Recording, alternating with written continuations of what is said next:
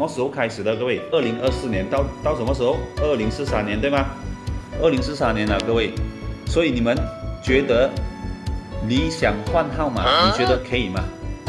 你觉得你想有人想有谁想要换电话号码的？但是你一定要知道哦，先来能量哥这边做一个参考，只是参考而已啦，好不好？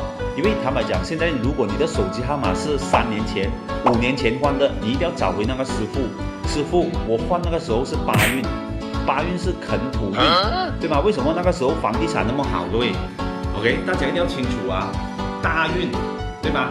如果你没有大运，你要做什么？你要补运，你要提升你的运气。就好像我们中国有一个谚语叫什么？1命2运3风水嘛，对吗？所以如果你不能换命，你不能改八字，你不要听人家讲啊，人家可以讲换八字。